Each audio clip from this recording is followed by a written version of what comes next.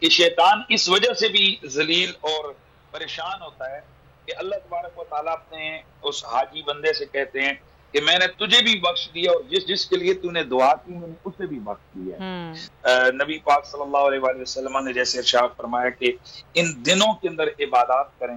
اور حدیث شریف میں یہ بھی آتا ہے کہ نبی علیہ السلام کا معمول تھا کہ وہ ذی الحجہ کے یہ جو نا روزے آپ رکھا کرتے تھے۔ اچھا مفتی صاحب، ایک اور چیز ہے کہ ظاہر ہے وہ لوگ جو نہیں حج کر سکتے یا نہیں جا سکتے، ظاہر ہے ہر مسلمان یہ چاہتا ہے کہ زندگی میں ایک بار اس کو جانے کا موقع ملے اور وہ حج کا فریضہ ادا کرے، لیکن 10 دن ویسے ہی بڑے امپورٹنٹ ہوتے ہیں۔ یہ 10 دنوں کی آپ اہمیت کے بارے میں بتائیں، اور جو لوگ نہیں جا سکتے ہیں وہ بیٹھ کے اپنے اپنے ممالک میں جو عبادات اور اذکار کر سکتے ہیں وہ کیا ہیں اور ان کا ثواب کتنا ہے؟ دیکھیں قرآن مجید قرآن رشید میں اللہ تعالیٰ فرماتے ہیں والفجر ولیال عشر والشفع والوتر، مجھے قسم ہے فجر کے وقت کی اور 10 راتوں کی۔ حضرت عبداللہ بن عباس رضی اللہ تعالیٰ عنہ سے مروی ہے، اور امام قرطبی اپنی تفسیر میں اس کو روایت کرتے ہیں کہ عبداللہ بن عباس فرماتے ہیں کہ وہ جو 10 راتیں جن کی قسم اللہ وحدہ لا شریک نے قرآن مجید میں ارشاد فرمائی ہے، وہ 10 راتوں سے مراد ذی الحجہ کی 10 راتیں ہیں۔ اور یہ جو آج یوم عرفہ ہے، یہ دن اللہ کے نبی صلی اللہ علیہ وآلہ وسلم نے ارشاد فرمایا کہ سب سے زیادہ شیطان کے لیے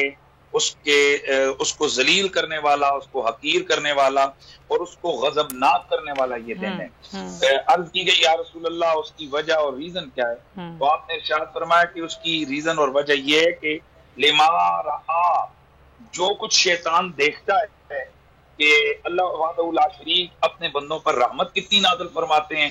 اور پھر وہ شیطان یہ دیکھتا ہے کہ اپنے بندوں کی اللہ تعالیٰ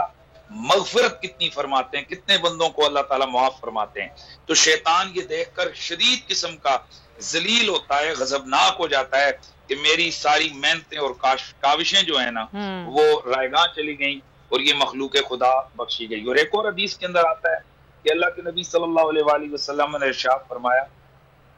کہ شیطان اس وجہ سے بھی ذلیل اور پریشان ہوتا ہے کہ اللہ تبارک و تعالیٰ اپنے اس حاجی بندے سے کہتے ہیں کہ میں نے تجھے بھی بخش دیا اور جس کے لیے تو نے دعا کی میں نے اسے بھی بخش دیا ہے۔ تو اس حوالے سے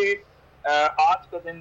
تو بہت زیادہ اہمیت کا دن ہے کہ آج حج بیت اللہ ہو رہا ہے، تو باقی ویسے بھی جو لوگ وہاں نہیں جا سکتے ہیں ان کے لیے یہ ہے کہ وہ ان ایام میں